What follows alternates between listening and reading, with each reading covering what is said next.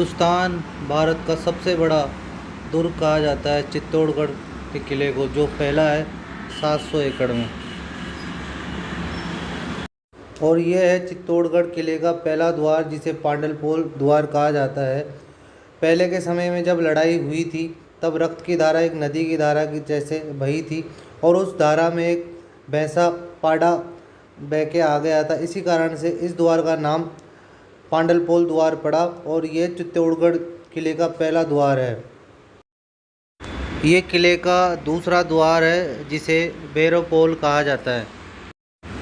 और ये किले का तीसरा गेट है, जिसे हनुमान पोल कहा जाता है। पास ही में हनुमान जी का मंदिर है। सामने आ गया है चौथा दरवाज़ा, जिसे गणेश पोल कहा जाता है। अब जो आया है वो पांचवा दरवाज़ा है, इसे जोड़ला पोल कहा जाता है। इसे जोड़ला पोल इसलिए कहा जाता है क्योंकि ये गणेश पोल और लक्ष्मण पोल को जोड़ता है, कनेक्टिविटी पोल है। ये छठा दरवाज़ा लक्ष्मण पोल है। चित्तौड़गढ़ का दुर्ग विशाल तो है ही, इसका इतिहास भी इसी की जैसे विशाल है। चित्तौड़गढ़ का किला, जो कि बना है मीसा के पठार के ऊपर, हमें भूगोल में पढ़ाया गया था। पठार वही क्षेत्र होता है जो कि ज़मीन से पहाड़ी की तरह ऊंचा होता है, लेकिन पहाड़ी की जैसे नुकीला न होकर समतल मैदान की जैसे होता है। चित्तौड़गढ़ किले में 7 दरवाजे हैं। अब जो आखिरी दरवाज़ा आया है ये रामपोल है, और हम रामपोल से अब चित्तौड़गढ़ किले के अंदर प्रवेश कर चुके हैं। चित्तौड़गढ़ का किला भी जैसलमेर के सोनारगढ़ किले की जैसे लिविंग फोर्ट है। यहाँ स्थानीय निवासी आज भी निवास करते हैं। ये चित्तौड़गढ़ किले का गाइड मैप है। इस गाइड मैप के द्वारा दर्शाया गया है कौन सी जगह किस जगह स्थित है, और सभी जगह इसमें अंकित की गई है। तो फ्रेंड्स, अब मैं आ गया हूँ सावरिया सेठ से चित्तौड़गढ़ किले पे, और चित्तौड़गढ़ किले के अभी मैं खड़ा हूँ जो व्यू पॉइंट पे पूरा चित्तौड़ यहाँ से नज़र आता है। जैसा कि आप आइए एक बार दिखाइए इनको, व्यूअर्स को। हमारे पूरा चित्तौड़गढ़ को हमने चित्तौड़गढ़ किले से कैप्चर कर लिया है। सामने जो आप देख रहे हैं, थोड़ा जूम करके बताता हूँ मैं आपको। ये सामने जो आप देख रहे हैं, ये चित्तौड़गढ़ में स्थित बिरला सीमेंट की फैक्ट्री है, जो कि पूरे हिंदुस्तान में, पूरे वर्ल्ड में फेमस है। और आप इधर देखिए, पूरा चित्तौड़गढ़ की बसावट को आप यहाँ से चित्तौड़गढ़ किले से देख सकते हैं। चित्तौड़गढ़ का किला समुद्र तल से 620 मीटर की ऊंचाई पर है, और यहाँ करीबन 40 रुपये का एंट्री टिकट है। मैं पहुँच चुका हूँ चित्तौड़गढ़ किले के अंदर, जो जैन टेम्पल है वहाँ। और आप देखिए,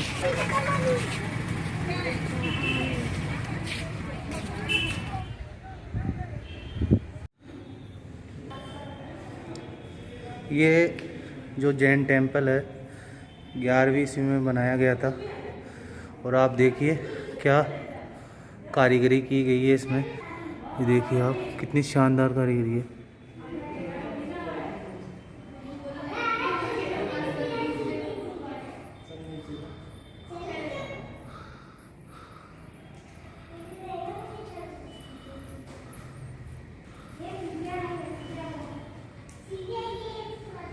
देखिए आप,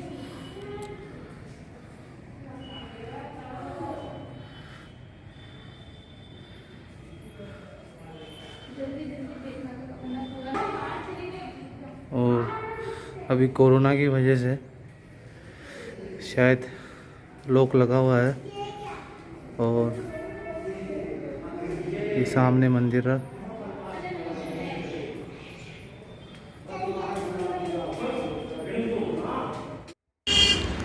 कहते हैं इन मूर्तियों के आँखों में हीरे जड़े हुआ करते थे, जो कि आक्रमण के समय आक्रमणकारियों ने इनकी आँखों से निकाल लिया था, और इन मूर्तियों को जगह जगह से क्षतिग्रस्त कर दिया था।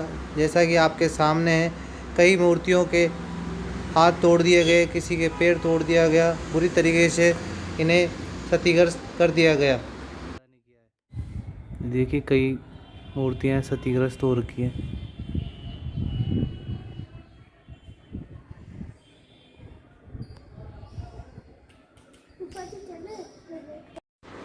अब मैं आ चुका हूँ जैन मंदिर से मीराबाई मंदिर के सामने। मीराबाई मंदिर के प्रांगण में ही कुंभा श्याम मंदिर व मीराबाई के जो गुरुजी थे संत रविदास जी, उनकी चरण पादुकाएँ हैं।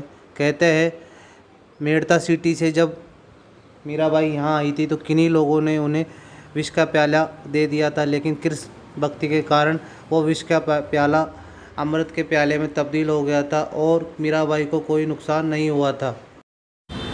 ये जो मंदिर आप देख रहे हैं, यह है कुंभा श्याम मंदिर, जो कि पुराने समय में हुआ करता था वराह मंदिर। विष्णु जी के जो अवतार है वराह देवता, उन्हीं को समर्पित ये मंदिर हुआ करता था। उस समय इसका निर्माण करवाया था कोयल वंश के संस्थापक बप्पा रावल ने। उस समय जब इसका निर्माण कराया गया तब जगन्नाथपुरी मंदिर की शैली में इसका निर्माण कराया गया और बाद में जब ये जीर्ण शीर्ण अवस्था में हो गया तब राणा कुंभा ने इसका जीर्णोद्धार कराया। इसलिए जो कार्विंग वाला पार्ट है वो पुराने समय का है और जो बिना कार्विंग वाला पार्ट है वो महाराणा कुंभा के द्वारा जीर्णोद्धार का हिस्सा है। कुंभा श्याम मंदिर में विराजमान है कृष्ण जी, राधा जी व बड़े भाई बलराम जी की प्रतिमा के साथ में।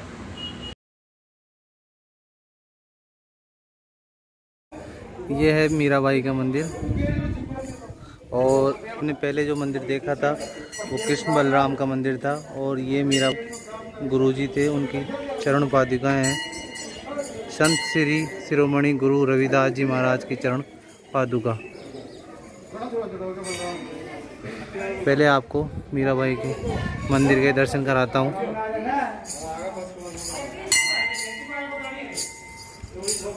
ये देखिए आप, ये भी बहुत प्राचीन मंदिर है।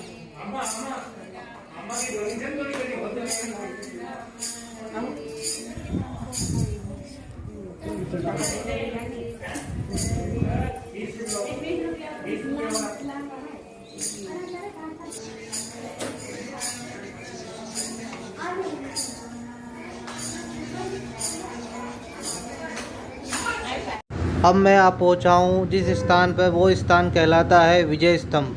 ये दक्षिण दिशा को फेस करते हुए है। ये देखिए आप, शानदार विजय स्तंभ, महाराणा कुंभा की विजय का गवाह। विजय स्तंभ का निर्माण महाराणा कुंभा ने 1448 में करवाया था, जिसका कार्य 10 वर्षों में पूर्ण हुआ था। 9 मंजिला ये निर्माण, जिसमें 157 सीढ़ियाँ हैं। 8 मंजिल तक ही सीढ़ी है और 8 से 9वीं मंजिल पर जाने के लिए सीढ़ी नहीं है। 9 फ्लोर का इसे इसलिए बनाया गया था क्योंकि इसे नवग्रह पर आधारित किया गया था। कोरोना महामारी के कारण 2 साल से ऊपर जाने के रास्ते पर ताला लगा हुआ है। इस कारण से फ़िलहाल हम ऊपर नहीं जा सकते हैं। इसकी बाहरी दीवारों पर रामायण व महाभारत कालीन कथाएँ लिखी हुई है, जिसका चित्रण इस पर स्थित मूर्तियों के द्वारा किया गया है। ये देख सकते हैं कितनी खूबसूरत मूर्तियां हैं, लेकिन इन्हें भी आक्रमणकारियों के द्वारा खंडित कर दिया गया है। एमपी के खानवा के मैदान में महमूद खिलजी व अहमद शाह की संयुक्त सेनाओं को हराकर महाराणा कुंभा ने विजय प्राप्त की थी। उस विजय को ही यादगार बनाने के लिए विजय स्तंभ का निर्माण कराया गया महाराणा कुंभा के द्वारा।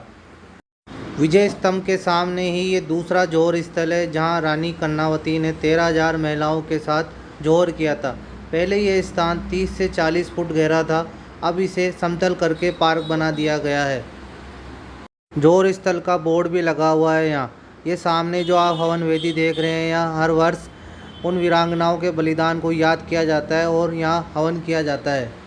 जौहर स्थल के नज़दीक ही समदेश्वर महादेव है। पहले राणा लोग जब युद्ध पे जाते थे तो सबसे पहले यहाँ शीश नवाते थे। जौहर से पहले रानी कर्णावती ने भी यहाँ पूजा की थी। ये देखिए मंदिर का शिखर और लहराता हुआ केसरिया ध्वज। समदेश्वर शिव मंदिर का निर्माण राजा भोज ने 8वीं शताब्दी में करवाया था, जिनके नाम से कहावत जुड़ी थी, कहाँ राजा भोज कहाँ गंगू तेली।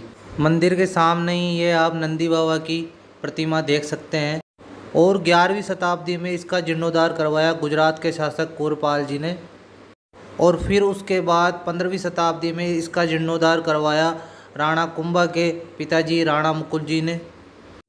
यह मंदिर पहले शमशाना शिव के नाम से जाना जाता था, क्योंकि यहाँ होता था पहले एक शमशान घाट जहाँ अंतिम संस्कार होता था और जो भी अंतिम संस्कार करके आते थे वो शमशाना शिव के दर्शन जरूर करते थे। और सामने है भव्य प्रतिमा मंदिर की। ब्रह्मा विष्णु महेश तीनों के स्वरूप एक ही प्रतिमा में आपको दिखाई दे रहे हैं।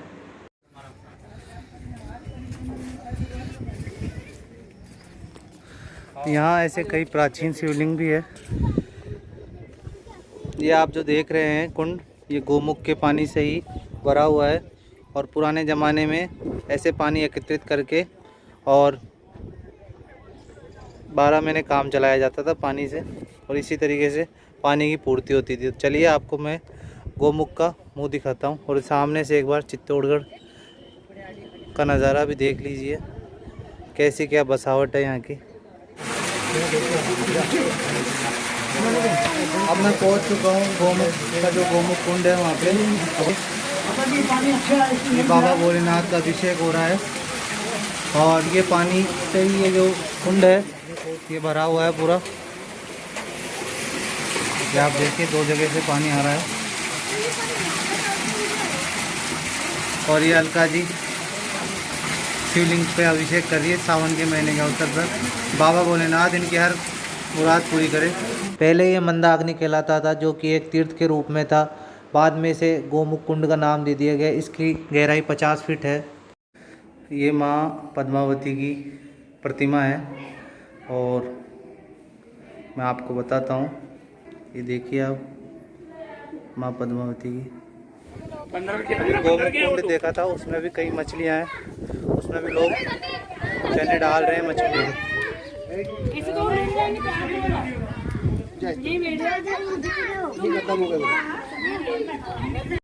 अब मैं जा रहा हूँ काली माता मंदिर की तरफ, जो कि पहले सूर्य मंदिर भी था।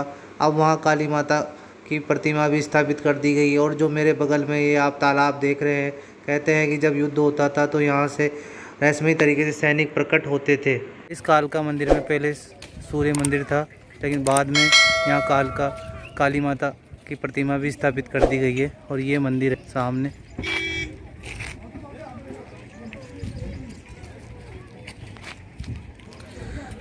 दोस्तों, चित्तौड़गढ़ किला इतना बड़ा है, अगर आप कभी भी यहाँ घूमने आएंगे तो ऐसे लगेगा जैसे कोई एक छोटे से कस्बे में घूम रहे हैं। 7 से 8 किलोमीटर के क्षेत्रफल में होगा मेरे हिसाब से। और जैसा कि मैंने अभी आपको कुछ देर पहले बताया भी था, समुद्र तल से 620 मीटर की ऊंचाई पे है। तो आइए आपको मैं कराता हूँ कालका देवी के दर्शन। देखिए आप,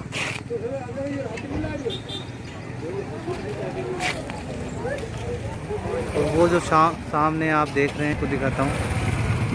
सामने आप देख रहे हैं वो कीर्ति स्तंभ है।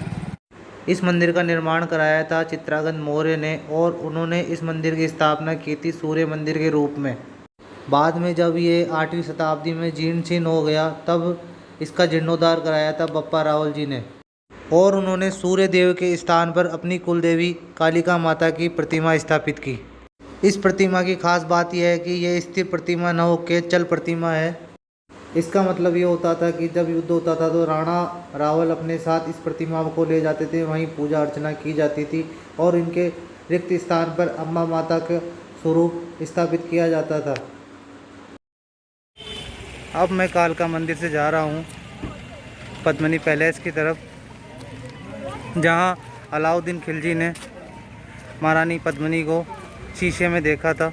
और यहाँ वैसे जो पद्मिनी के जो पति थे महाराजा रतन सिंह जी, उनका जो पैलेस था थोड़ा दूर था, और अंदर से यहाँ सुरंग आती थी उस महाराजा के पैलेस से इस पैलेस तक, जहाँ रानी अपनी सहेलियों के साथ रहती थी। तो आइए आपको मैं दिखाता हूँ। टिकट लगेगी, आप टिकट दिखा दो एक बार, हम अंदर चलेंगे।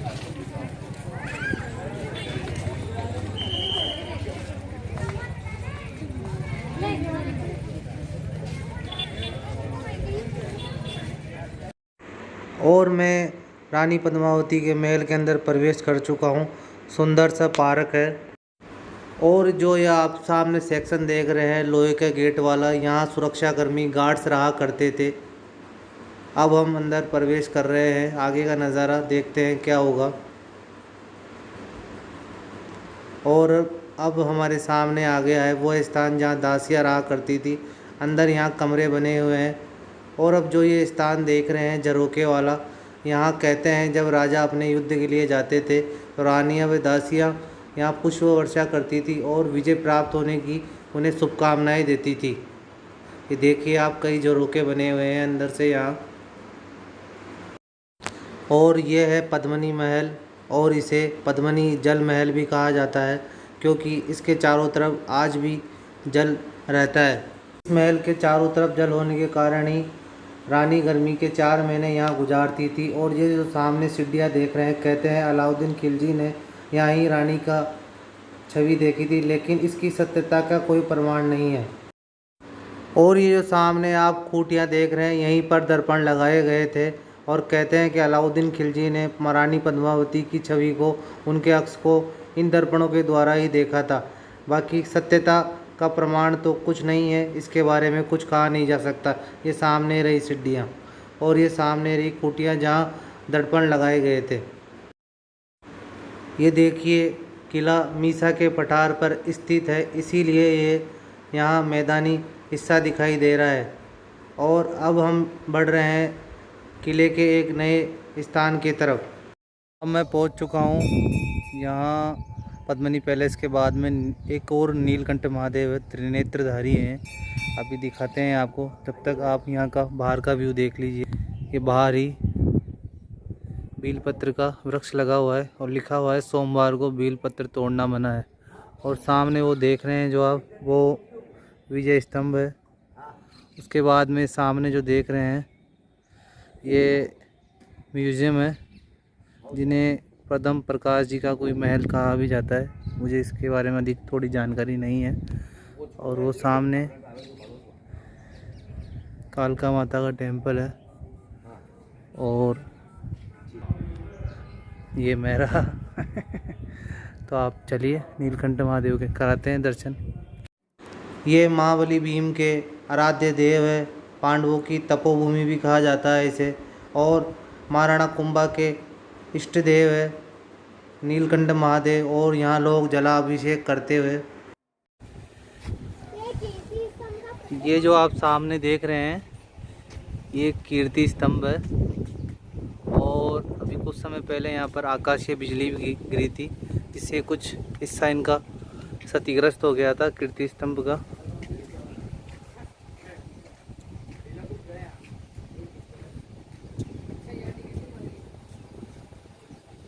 ये कीर्ति स्तंभ जैन धर्मावलंबियों ने बनाया हुआ है, जैसा कि आप देख सकते हैं।